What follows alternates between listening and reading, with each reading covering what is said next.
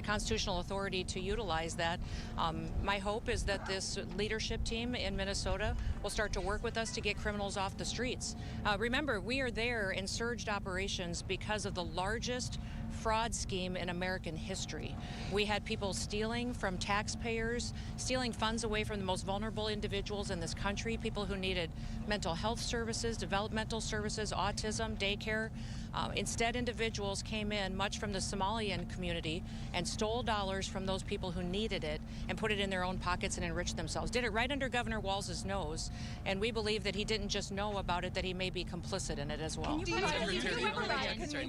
Secretary. Do you believe there are any cases in Minnesota where the ICE agents have gone too far?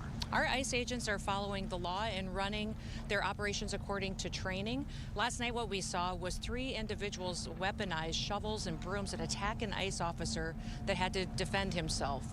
So we're hopeful that we don't see that again, that these protesters and violent rioters will be held accountable for the actions that they're taking, and that our officers can do their work safely. What about that officer that you were mentioning? Can you give us an update on that ICE officer's condition after he was hit with the shovel? And then you know, we're seeing those cars looted in Minnesota.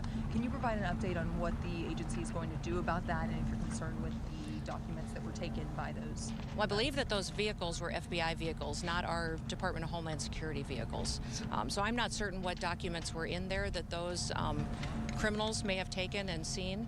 But I would say that our agent is beat up, he's bruised, he's injured, he's getting treatment, and we're thankful that he made it out alive. Secretary Noem, are you okay with federal agents and officers violating people's Fourth Amendment rights by asking for papers without reasonable suspicion? Every single action that our ICE officers take is according to the law and following protocols that we have used for years, that this administration has used, that the previous administration used. They are doing everything correctly, and over again in litigation in the courts, we've proven that they've done the right thing. Why is it within their right to do that? Why is it within their right to ask for papers without reasonable suspicion? Act with the president. Sorry, I'll let you go back.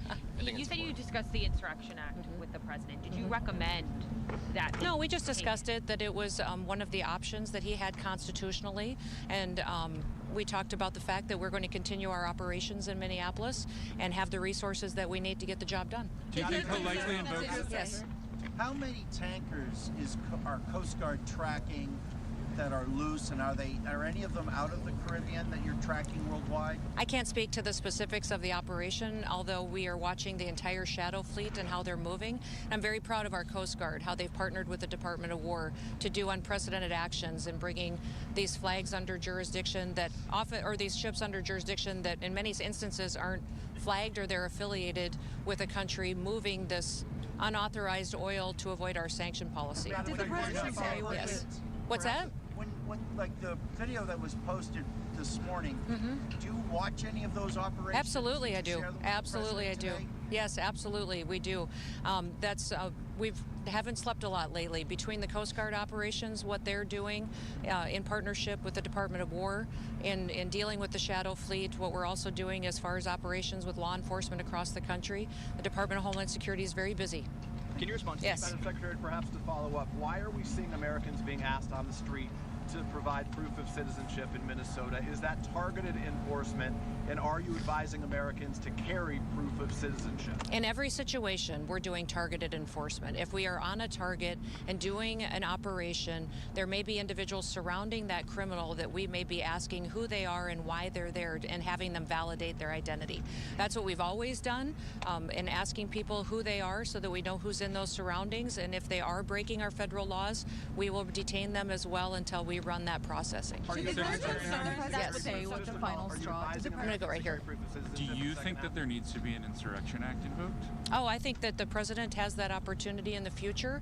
It's his constitutional right, and it's up to him if he wants to utilize it. Do you think he's likely to do it? I don't know. But if he does it, will it lead to more deadly killings in Minnesota if the Insurrection Act is invoked? If anything doesn't change with Governor Walz, I don't anticipate that the streets will get any safer or more peaceful. peaceful. Governor Walz and his leadership team need to come to us and find out how we can work together like we have in many other states. We didn't see this kind of reaction in Louisiana when we ran our operations exactly how we are running them in Minneapolis, but we had a very different response because we had leaders that were working with us. If you saw our operations in Florida, extremely successful. In Minneapolis so far, we brought hundreds of criminals off the streets that were dangerous to society and dangerous to that community.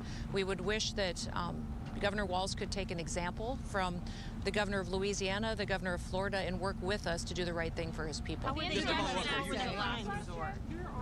are dealing with more and more protesters. Do you think they need more de-escalation training, though, given some of the scenarios we have seen videos of the interactions? You know, the officers that we have out there are very highly trained and skilled, specific for the operations that they're doing. They're utilizing the most gifted individuals on these operations to go out and to do enforcement, because many times if they're going after murderers, they're going after professionals and gangs and terrorists that are here in our country illegally. And I'll remind you, the only reason we're in this situation is because the Biden administration allowed 20 million people to come into this country unvetted. My every day is spent thinking about the known terrorists that are in this country that I just haven't found yet. The suspected terrorists, the criminals, the murderers, the pedophiles that are out there on the streets that we need to find and get off the streets because Joe Biden opened up our borders and allowed that invasion to happen. If you can imagine the kind of dysfunctional criminal gangs and organizations that use that open border as an opportunity to infiltrate America, it's overwhelming at times, and that's why President Trump is so strong at taking action and making sure he's in every single state following through on his commitments to every single citizen. Did the president say what his final straw would be to invoke the Insurrection Act if he did? No, this president uses all the information and intelligence that he can get. That's why he calls me, he calls Pete, he calls local law enforcement. He talks to those individuals and agents as well that are involved that he knows well. This president makes fully informed decisions and utilizes his authorities when it's appropriate. Are you worried that bringing in the military would Machado is inflame coming the to the White situation? House today. Are you going to be in the meeting because a lot of illegals are from Venezuela? I think or are you going to talk with Delcy Rodriguez like Trump? I think I have other commitments today. We are putting in the new commandant of the Coast Guard. He is having his swearing-in ceremony, so I'll be doing that.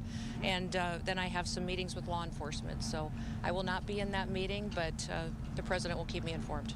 Thank you. Thank you, everybody. Thank you. Have a good one.